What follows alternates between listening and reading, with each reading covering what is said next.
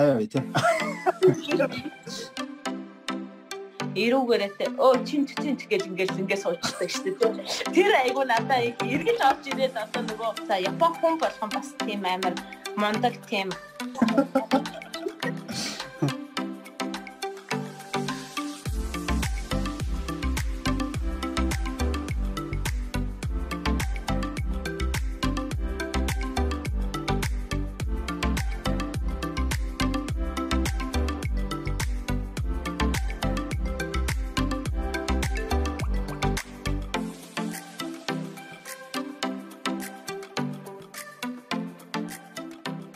Сайн уу жаргалагчаа. Ямарсан урилга хүлээж авсанд баярлалаа. За баярлалаа. Тэгээд яг үнийг хэлээ подкаст биш гэсэн болохоор л тэгээд нөгөө том хайгуулч подкаст биш болохоор урилгыг чи хүлээж аваад орчлоо. Тэгээд харин би бас тэрийг одоо манай сонсогч зөрүүл тайлбарснарынхаа манай эхний дугаарууд юм чинь. Ер нь одоо яаж хайгуулчин подкастын хувьд бол мэдээж бид нэр Ахмад үеийнхэн голдоо орсон тийм хүмүүсийг илүү нөгөө одоо гэрт нь очиод эжлийн тангим дээр нь очиод илүү нэг чанарын өндөр түвшин нэвтрэл сайтай ч гэдэм юм илүү бичиг зөрдөг байсан юм. Одоо цар тахал гэдэг юм ковидтэй холбоотой бид нар бас баг зэрэг энэ асуудал маань өмөгцсөн болохоор ер нь нэг залуу үеийн төлөөллүүдийг орсон залуучууд тэр тус маань тодорхой хэмжээний юм хийж бүтээсэн нэг бусдын өмнө тэр хийж бүтээсэн ил гаргаад байдгүй ч гэдэг юм үлгэр жишээ болсон зарим залуучуудыг одоо оруулсан тийм одоо мини хайгуулчин подкаст юм да тий. Тийм хийж зориод ингэж эхэж байгаа. Тий. За тэгээд одоо цахим хичээл эхэлсэн. Ажил ихтэй байна уу? Юуны өмнө одоо тэгээд тэр ил гараад байдгүй одоо юу хийсэн бүтээсэн ямтай гэж тааж одоо тий өөрсөнд маш их баярлалаа. Гэхдээ одоо 2 сарын 1-ээс одоо Монгол Улсын их сургуулийн хичээл онлайнаар захимаар эхэлжтэй. Тэгээд би тэгэхэд одоо өглөө даваад баг басаад даваад хичээл эхлээл 5 дахь болчиход байгаа шиг байна. Маш их ачаалалтай энгийн үеийнхаас бол үнэхээр ачаалалтай суралцагч болон сургагч нар ажиллаж байна. Яг үнийг хэлэх. Зөв. Одоо юу л болчиход байна л дээ. Цахим хичээлийн хувьд бол бас биднэрт бас нэг дэвшлиг өгөөд байгаа юм болов уу гэж байна. Яг нэг талаараа бид нар нөгөө арай тэрэндээс дадсаж амжаагүй байгаа болохоор бас ачаалалтай зүйл их байгаа юм шиг байна. Тэгээд цаашдаа болж игүүд энэ бакалаврын дараагийн төвшин дээр цахим хичээлийг илүү төлхөө явуул зүгээр юм шиг санагддаг шүү дээ. Тэгэхээр яг зүгээр дэлхийн нийтээр одоо коронавигоос болоод ер нь бол ингээд захим сургалтууд яваад эхэлжлээ. Энэ бол ингээд үргэлжлэх байх угаасаа. Гэхдээ байгалийн ухааны салбарын судалгаа шинжилгээ хийдэг хүмүүсийн хувьд бол яаж ч гэсэн лабораторитой харьцдаг, дээжтэйгээ харьцдаг. Тийм учраас бол тэр орчингоо бүрдүүлээд сургалт бол яадаг ч гэсэн лабораторидоо тэгээд танхимаараа явсан нь бол ер нь бол зүйтэй л гэж бодож байна. Ер нь бол сурж байгаа болгон сургаж байгаа. Тэгээд дээрэс нь хүн өөрөө өөрийгөө нөгөө олох те дадал зуршлаа бий болоход бол маш их хэрэгтэй. Зөв. За тэгээд эхний асуултаа оюун жаргалагчаас би шууд Японд доктор явж хамгаалсан талаар шууд асууж эхлэмээр байна л дээ.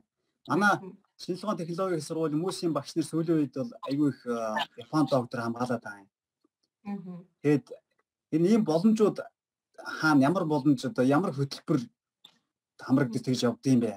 Манай залуучууд бас сонирхож магадгүй. Яг үнийг хэлэхэд бол одоо Солонгостой Хятадд байна, Японд байна. Ер нь бол ихтэй сургуулийн багш нар болон хүмүүс аягүй их суралцаж доктор, магистрийн зэргүүдийг бол хамгаалж байгаа. За би бол өөрөө чи сая түрүүнд орсон Японы Цукубагийн их сургуульд бол доктор хамгаалаад ирсэн байгаа. Суралцаад. За ингээд явхад бол ерөнхийдөө олон тэтгэлэг хөтөлбөрүүд байдаг. Засгийн газрын хооронд ярилцсан, тохиролцсон. За тэн дээрс бол хамгийн түрүүнд бол хүмүүсийн сайн мэддэг Моншуугийн тэтгэлэг байдаг. Моншуу бол бакалавраас ахгуулаад докторат хүртэл бол суралцж болдог тийм тэтгэлгийн хөтөлбөр байгаа. За дараагийнх бол JICE гэж хөтөлбөр байдаг. Японы бас JICE гэсэн олон улсын байгууллагуудын хэрэгжүүлдэг төсөл хөтөлбөр.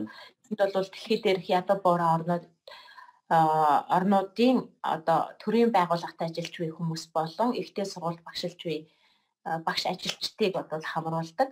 Энэ хөтөлбөр бол магистрийн түвшинд сургалт хийдэг байжгаад сүүлийн 2-3 жилийн хооронд үргэлжлээд түрүү нөгөө өөртөө нь Японд магистр хамгаалсан хүмүүсээ бол докторт сургаж, докторантд сургаж, докторийн зэрэг хамгаалуулж байгаа юм тэтгэлэг хөтөлбөр байна. За миний явсан хөтөлбөр бол JICA, Японы олон улсын хамтын ажиллагааны байгууллага. Энэ хөтөлбөрийн ядуу буурай хөгжилтэй орнуудын уул уурхай санг дэмжих хөтөлбөр гэж хэлж байгаа Кизуна гэдэг. Энэ хөтөлбөрөөр бол суралцсан. За манайхаас бол энэ хөтөлбөрөөр суралцаж төгссөн миний мэдхийн нэг 5-6 хүмүүс бол би. Тэгээд магистр болон докторийн түвшинд бол суралцаж төгссөн байгаа. Тэгээд дээрээс нь бол одоо бас нэг сүүлд хэрэгжээд байгаа нэг хөтөлбөр байгаа нь бол мянган инженер. Энэгээр бол маш олон одоо Монгол улсын их сургууль болон шинжлэх ухааны технологийн сургуулийн багш нар бол ажилчид тий сурч төгсөж байгаа. Юу байна л да. Багш нарын мэдээлэлд ойрхон болоод тэр тэтгэлэгт их хамрагдаад байна уу? Яг тэгэл анзаарах гэдэг юм л да. Би бас нэг талаасаа ярьж магадгүй, буруу ярьж магадгүй шүү. Гэтэ яг миний нэг анзаарсан тал гэдэг юм уу тий. Багш нарын мэдээлэлд ойрхон болохоор тэр тэтгэлэгт илүү хамрагдаад байгаа юм уу? Гэж харагдаад байгаа байхгүй. Тэгээд багш нар бол одоо ер нь Японд мастер, докторийн төвшөнд одоо суралцаад байгаа шиг санагддаг байхгүй. Тэгээд одоо шинэ би шиг үйлдвэрлэл дээр над шиг геологч, би өөр дээр шиг авч хэлдэг.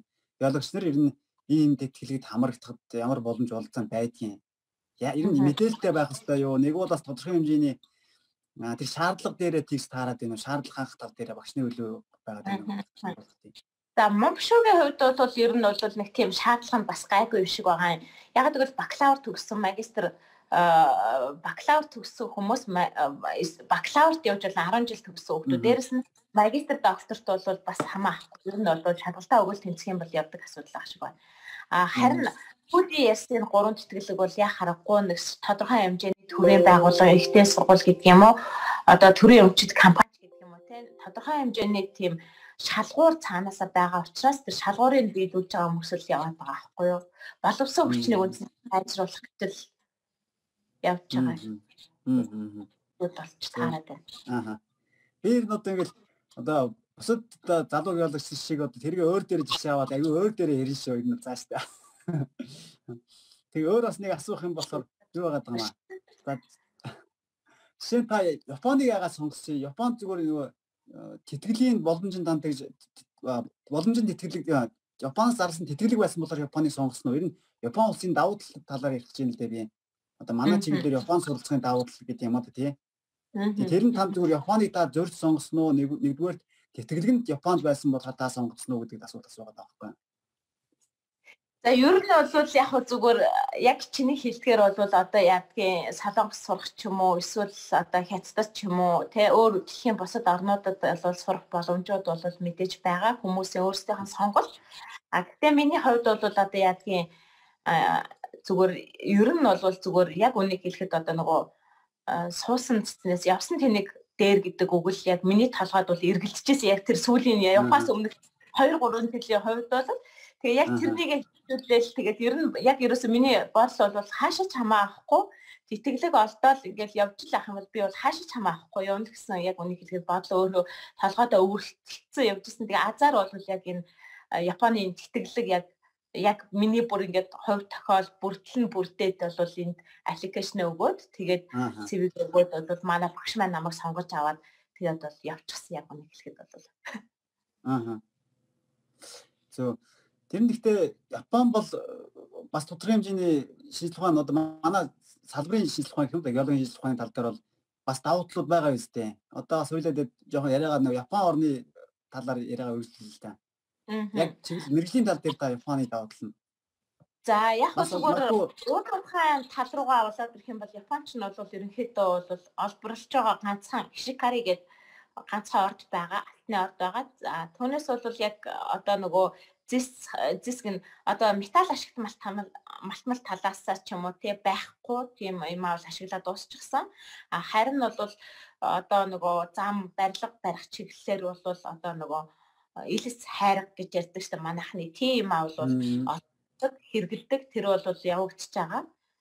Тэгээд дээр үед ашиглаад одоо үлдсэн одоо үндсэндээ бол уурхай уурхай одоо юу гэдэг вэ?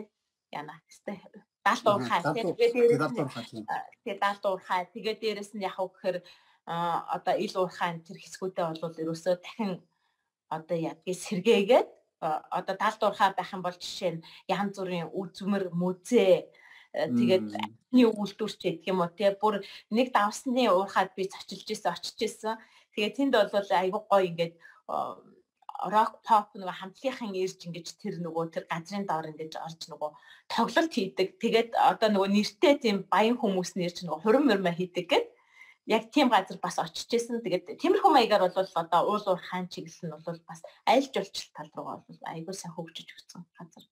Тэгээд судалгаа шинжилгээ бол угаасаа ялгаа авахгүй одоо ер нь бол судалгаа шинжилгээ багц тоног төхөөрөмжийн хувьд бол нэлийн сайн. Тэгээд судалгаа хэн ямар судалгаа хиймээр нь хүсэж чинь тэрнийг профессортай хэлээл ер нь бол хийх боломжтой санхүү байх юм бол. Тэгвэл ийм бас нэг байгаад байна шүү дээ. Америкт сурахад тэгдэггүй, Америк, Канадад тийм байдгүй. Ер нь доктор сурч байгаа хүмүүсийн хувьд бол нэг удирдахч эхлээ олох хэрэгтэй. Удирдахч олчих юм бол тэгээ дараачийн нөгөө тэтгэлэг юмнууд нь бол нэг өргөжлөө олдчихдаг гэдэг. Япон бол арай нэг тэрнээс арай өөр байгаад байгаа юм уу тий? Ямар байдгийг би бас нөгөө магадгүй би өөрөө сонирхоод дараачийн нөгөө явах хүн бий байх ч юм уу гэдэг өөр дээр жишээ авсан сонирхоод байна. Тийм байж болно. Тэгээ дахиад өөр хүмүүс зөндөө олон хүмүүс байгаа шүү дээ. За яг миний явсан туршлагаас гэх юм бол яг үнийг хэлэхэд бол эхлээд би яг үнийг хэлэхэд яг ийм уул уурхай сангийн дэмжиг Кизуна хөтөлбөр гэдэг энэ хөтөлбөр бол яг миний ингээд бүр алган дээр ингээд бууж ирсэн. За тэгээд яг энийгээ бол яг хөөр хэрэгжүүлэхдээ бол тэр аппликейшны бүглэг хэсгээр нь бол одоо юунд Японд одоо жишээ нь ийм чиглэлээр одоо геолог уул уурхайн чиглэлээр бэлддэг ийм сургуулиуд байна. Энэ сайт руу ингэж орж үзээрэй. Тэгээд багшаа сонгоорой гэсэн яг миний тэтгэлгийн үед бол тийм байсан. Тэгээд би бол яг боддог зөндөө олон сургуулиуд байсан. Тэгээд тэндээрээс бол надаа тэр Цукубагийн их сургууль аяг таалагдсан. Хоошо Акита бас таалагдсан. За би бол тэгээд тухайн үедээ бол яг нөгөө тэр хүмүүсийг хэн хаана ямар хүн байдгийг мэдэхгүй учраас яг л өөрийнхөө нөгөө сурах чиглэлээ ашигт малтмлын чиглэлээр сурна гэ өөрөө ингээд дотроо ингээд төсөөлө бодцсон байсан учраас сэдвээ ингээд Монголд өөрөө тогтцсон толгоонд хийсэн байсан учраас яг тэр чиглэлийнхаа профессорыг хайгаад тэгээд Акитагийн одоо Ватаны байсан гэд айгу мундаг профессор би тэр хүнлөө тэгээд дээрэс нь энэ Хайши Киничиро гэд одоо манай энэ Цукубагийн сургуулийн миний эрдэмийн ажлын удирдагч энэ хоёр хүн л бол энэ хоёр хүнийг сонгож байна гэдэг аппликейшн дээр бол бүгэлж өгсөн бидгийг. За тэгээд Зайкагийн хөтөлбөр чинь бол бусад хөтөлбөрөөс арай нэг өвөрмөц ондоо. Тэгээд би ингээ хөтөлбөрөө ингээд явуулаад аппликейшнээ явуулчихгод энийг ядгүй гэхээр буцаагаад тэр байгууллага маань ингээ миний өмнөөс профессоруудтай маань харьцаад та ингээд энэ одоо чинь Монголоос ийм хүн ингээд сонирхож байна, ийм хөтөлбөрөөр сурах чинь одоо ингээд та авах боломж байна уу гэж харьцдаг юм бэлээ. Тэгээд яг харьцаад гэсэн Ватаны байсан юу гэж хариу өгснийг бол би мэдэхгүй, мэдээж намайг авахгүй л гэсэн юм шиг байлээ. Тэгээд манай Хайши сенсей бол яг үнийг хэлэхэд за окей авч болж чинь. Гэхдээ нөгөө угаасаа л хөтөлбөрийн нөгөө интервью англиар орно ярилцлаганд орцгоо шүү гэд. Тэгээд нэг ярилцлага тоглоод ярилцлаганд орж исэн. Тийм л түүхтэй. Тэгээд хэдэн жил сурцсан байв гэж Японд ч одоо. Би одоо юу штэ 2016 оны 10 сарын 1-ээс 2017 оны 3 сарын 31 хүртэл бол одоо 6 сар яг судлаач оюутнаар исэн. Тэгээд 2017 оны 4 сарын 1-ээс сая 2020 оны 3 сарын 1 хүртэл бол одоо 4 сарын 30 юм байна. 4 сарын 30 хүртэл бол яг докторант оюутнаар бол байсан. Тэгээд тэнд судалгаа шинжилгээний ажлыг хийгээд 3 жил гарав.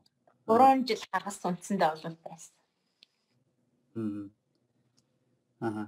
Ер нь тэгээд одоо тэгвэл та бас 3 жил Японд сурсан юм чинь Япон орны талаар гэдэг юм уу? Япон хүний тэр хариуцлагатай шин чанарын талаар гэдэг юм уу? Энэ тэр талаар бас яриа өргөжлөлтэй манайхан сонирхож магадгүй.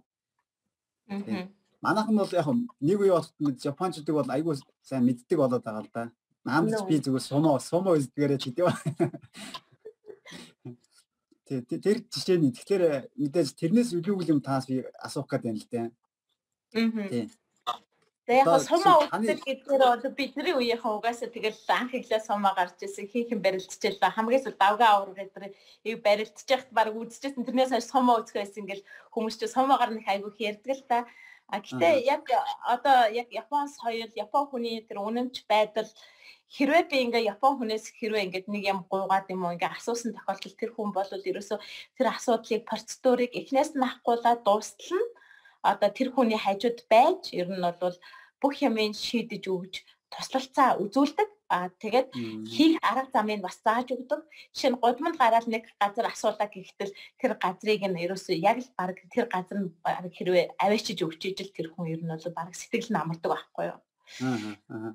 Тэгээ миний бас нэг Японд очиж хамгийн анхны нэг айгуу сонин надад мэдрэмж төрж ирсэн. Тэгээ би тэнд бол очиод яасан гэхээр автобусанд ингээд суугаа явсан чинь надаас өөр хүн байдгүй. Тэгээд би бүр ингээд гайхаад энэ автобус надад ингээд хизээ ингээд бөө гэж хэлэх юм бол намайг ингээд би ингээд ганцаараа суугаад явах юм багтаа гэж амар тэгэж бодоод тэгээд гисэн чинь яг миний нөгөө буух буудал болоо би буусан. Тэгэл нөгөө автобус чи цаашаа үргэлжлүүлээл нөгөө явж байгаа аахгүй. Манайхны нөгөө маршрутаараа л явна цагаараа л явна ерөөсөө өөр тэгэж нөгөө гаж хам ерөөсөө байхгүй. Тэр бол айгүй их сонирм надад сэтгэл төрүүлжсэн. Дээрээс нь яг үгээр жоохон нөгөө нэг автобусны буудлын гэхэр манай Монголд чи ингээл тэ амар олон хүн багширсан. Тэгээд дээрээс нь амар том ингээл байшин шиг ингээл нэг хаалт малттай байдаг шүү дээ. За яг тэр бол нөгөө хүүхдэн уур амьсгалтай учраас бас манайханд хэрэгтэй байдаг байхал гэж боддгийг. Тэгэхээр би ингээд автобусныхаа буудлыг хайгаад ингээд ганцаараа автобусанд суугсан ихний яда хайгаад олдгүй бүр нөгөө оцсон газараасаа буцаа. За одоо яаж юм бол гэд хайгаадсан болдгоо. За тэгэл ерөөсө болохоо яагаад нөгөө автобусныхаа буудлыг бас үннийг хэлэхэд нөгөө нэг ингээд явж байгаа л нэг эмээгээс асуусан чи нөгөө эмээ чи энэ тэгсэн би яг нөгөө автобусны буудлын дээр цогсож байгаа автобусныхаа буудлыг хайгаа. Тэгсэн чи тэр нь зүгээр одоо нөгөө нэг юм яг автобусны явах цаг тэгээд юутэй тайм тэйблтэй тэгээд маршруттай тэгэл тийм автобус гэсэн зүгээр ийм нэг А4-ийн бичгийн цаасны хэмжээтэй л тийм пайц тавьсан, тэмдэглэгээ тавьсан. Тэгээ тэрний нөгөө би өөрөө монголоор сэтгэхэд яг үнийг хэлэхэд бол тэр бас арай том юм хайгаад байсан шүү дээ. Тий, арай том юм хайгаадсан байхгүй юу? Тий. Япончууд нөгөө жишээ нь та зам зааж өгөх талаар ярьж штэ. Манайх ч бол тэгэл амрын штэ. За нэг ийшээгээд нэг 2 даваа байгаа даа гэж. Ойрхоо нэг хагас өдрийн зам байгаа гэдэг. Нэр нь 2 өдөр ч явчих юм уу тий. Тиймэрхүү байгаад тэр тэгээд бас нэг тийм юу байна л да.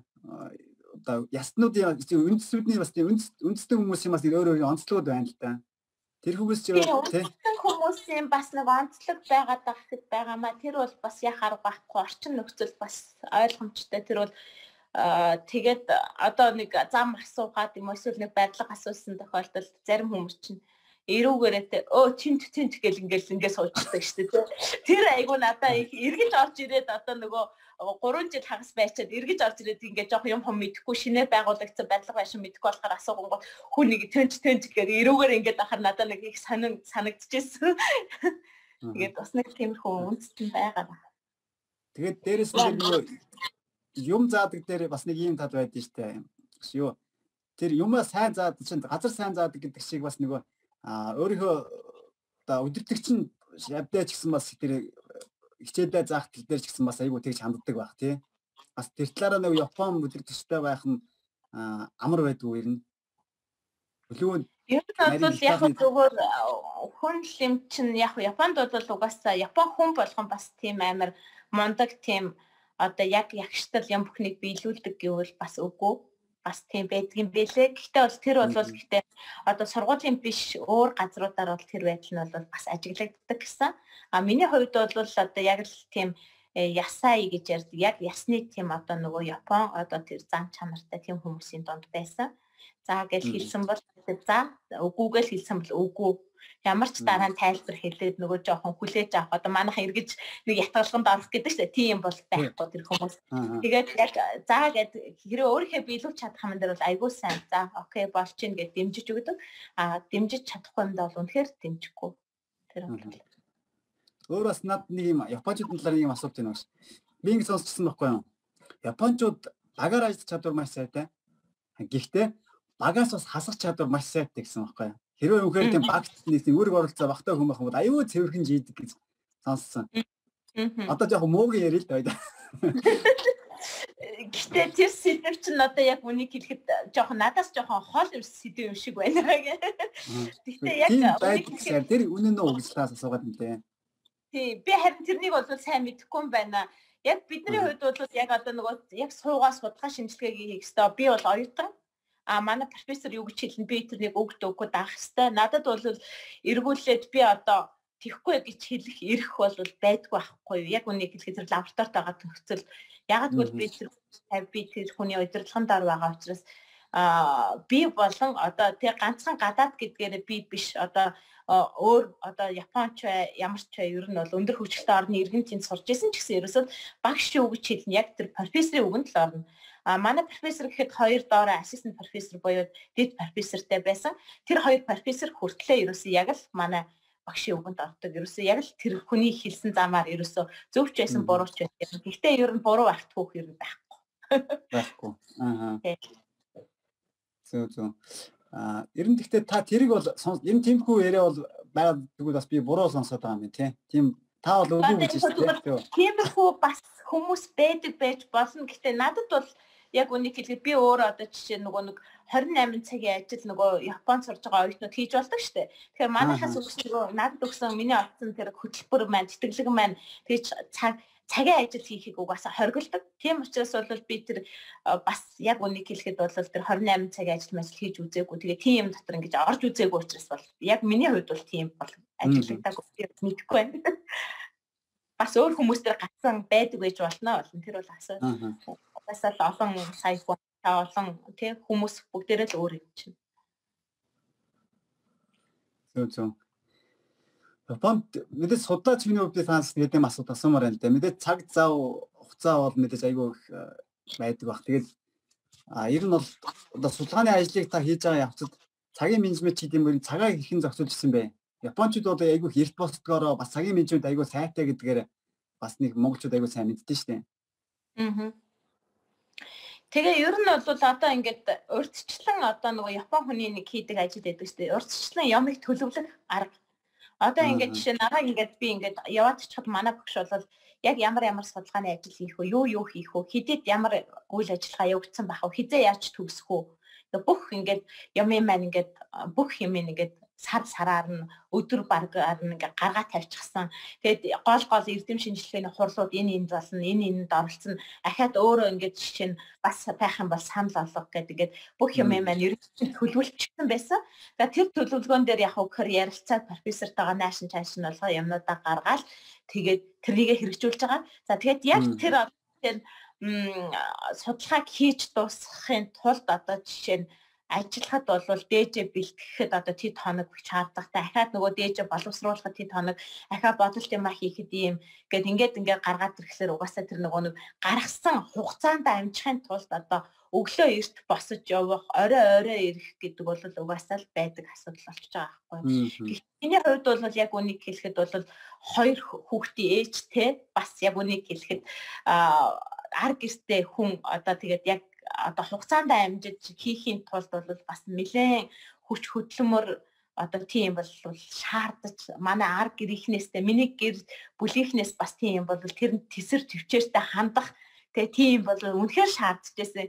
Эхний 1 жил мэл бол зүгээр ерөөсөө нөгөө бас л ер нь бол яана энэ чинь нэстэ хэцүү юм шүү гэж хэлсэн. 2 дахьаасаа бол тэгээд яг тэрэндээ бол ороод уусаад бүх юм болоод ирдэг.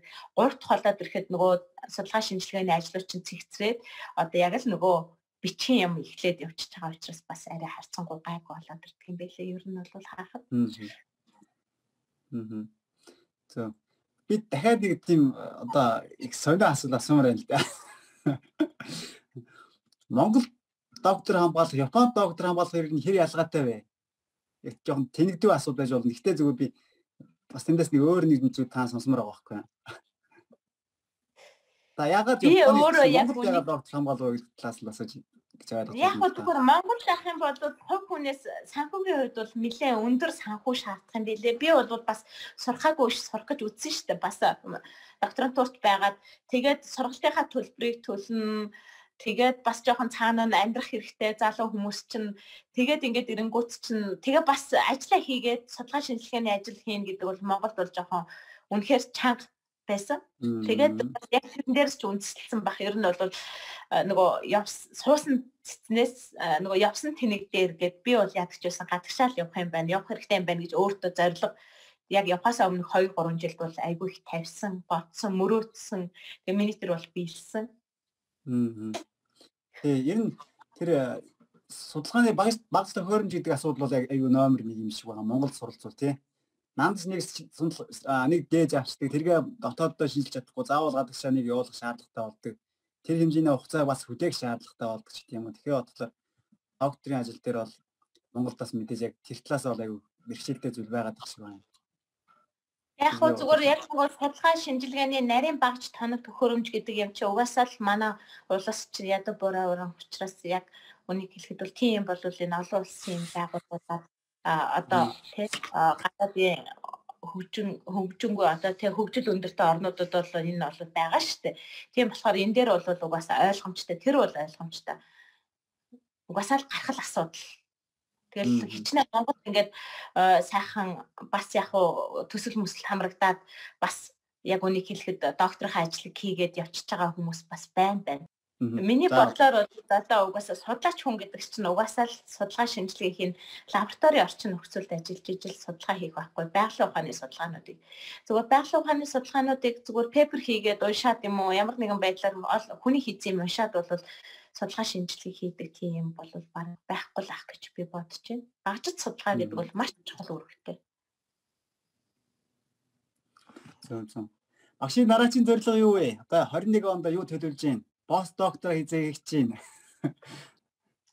Сая хэлээд алууны бис одоо жоохон хоёул гэдэг бо чөлөөтэй ярилцъя гэж бас тодорхой минутаас тэрэнд өгсөн байх хэрэгтэй. За. Гэхдээ яг одоо 2021 он ч одоо ер нь бол тэгэл корона гайгүй бол тэгэл дараагийнхаа юм хийн л дээ.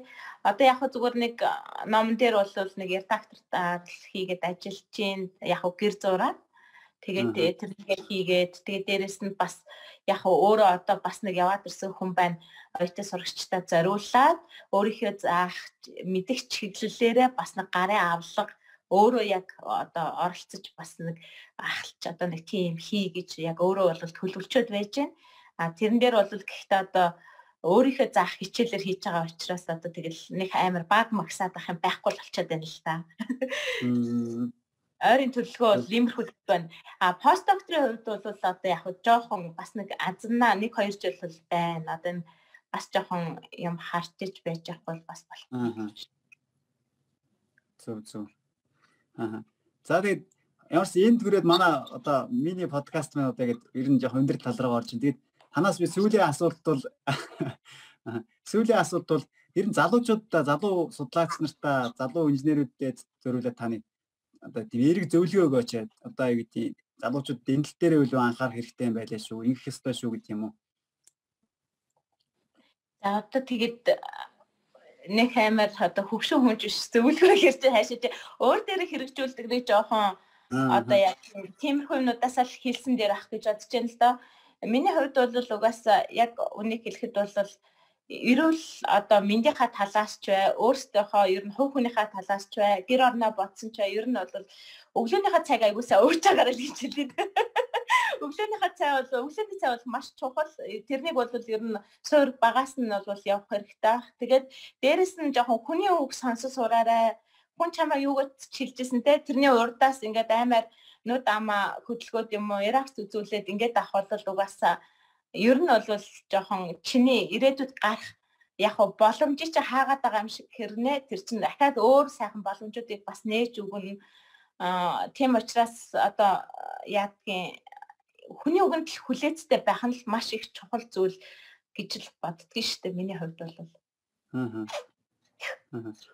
Одоо монголчууд бидний хувьд бас нэг өөрсдөө зөвтгдөг ч юм уу айгүй нөгөө шудраг гэж өөртөө ирдэг. Тэр нь нөгөө гээд өөртөө харагдах хүн боднаа ингэчдэг тий татгалцдаг юм уу. Нэг бол нэг хүний үг сонсдог өөртөө өөрийг нь муулж шүүмжлэнгүүд нь дургуутдаг юм уу.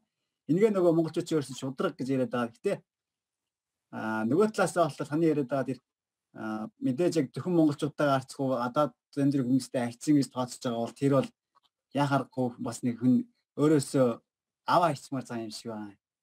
Тэ? Хүлээс яг үчирчтэй одоо нөгөө манай монголчууд ч н одоо юу сайхан дуу сайхан ч гэдэг юм уу. Тэгэл одоо яадгийг би л тэгж бодож जैन тийм байх хэвээр ч гэдэг юм уу. Ингээд айгүй их тэгж бодож хүлээж тэгж өөрсдөө илэрхийлдэг айгүй хүчтэй ч гэх юм одоо сэтгэл зүйн хувьд Япон хүмүүсийн хувьд бол одоо хичнээн одоо яг үнийг хэлэхэд ингээл юу яаж байгаа шүү дээ. Одоо охинороо жишээ аваад ярих тал одоо миний охин эн чинь ингээд буруу шүү дээ. Чи яагаад ингээд буруу хийчихэж байгаа юм бэ гэл тэгэхээр өө тийм байна уу ээж. За тийм байна. Буруу энэ те гэж хэлчихээд тэгээд яг цаашаа харахаар хөөхөө яг өөрийнхөөрөө нөгөөтгөө хийдэг. Тэгээ яг цаашаа хараад өөрийнхөөрөө хийж байгаа нөхцөлд нь чи яагаад ингээд хийчихв гэдгээр хөөхөө нөгөөд чинь ийм учраас би энийг өөртөө зөв гэж бодож чинь. Айгүй ингээд намуухан ингээд тайлбарлаж бас ингэж хэлэлцэж ямыг ингээд шийдвэрлэдэг. Манайхан бол ингээд нэг юм таалагдахгүй бол баг энэ дээр нь ингээл юм авчир тавиал ингээл яах гээд байгаа юм те тэр хүнийг хорлцох гээд байгаа юм шиг сэтгээд амар ингээл дуу муу чангараал баг дуу ихтэй хүн одоо те их мундаг хүн юм шиг тэгж ойлгоод байгаа байхгүй тэр чинь үгүй шүү дээ бас яг үнийг хэлэхэд бол гаднаас нь харахад хүн ядуу дараа байж болно тэр бол тэ гэхдээ хамгийн гол нь тэр хүний бодож байгаа зөв чиглэл зөв хандлагатай зөв байх хэвээр тэгээд яг үнийг хэлэхэд манай сая ерөнхийлөгч ярьсан шүү дээ боловсролын байгууллага хэвээр нэрээ доороосоо эхлээд ерөөсөө болохаа байчиж гэд яриад байсан яг зөв тэрнийг бол хүн болгонд яриад байгаа гэхдээ бол бид нэр одоо гэртээ хөөр хүүхдээ өмөөжүүлэх хүсгэж өндөөлгөхтэй ялангуяа залуу хүмүүсийн хувьд бол одоо айгүй ямыг тайлбарлаж ярилцдаг өөр хүүхдтэйгээ эн чинь юм учраас болохгүй байна. Эн чинь ингэж байгаа учраас болж байна. Чи ингэ болж байгаа муу ч гэдэг юм уу. Иймэрхүү ярилцлага хийх ёстой. Бас гэр бүлийн хувьд ч гэсэн яг үнийг хэлэхэд миний хувьд болохоор ингээд дан ингээд одоо залуучуудтай оюутнуудтай ингээд харьцдаг учраас тэгээд дээрэс нь бас эрэгтэй оюутнуудтай тийм эмэгтэйгээс илүү бас саялаа мэдж байгаа манай салбарын онцлогч. Тийм болохоор одоо сайн аа байгаасай, сайн хань байгаасай л гэж одоо оюутнуудтай айгүй хэлдэг шүү дээ. Ер нь бол үе үед хэлсээр л ирсэн. За. Урилга хүлээж авсанд баярлалаа.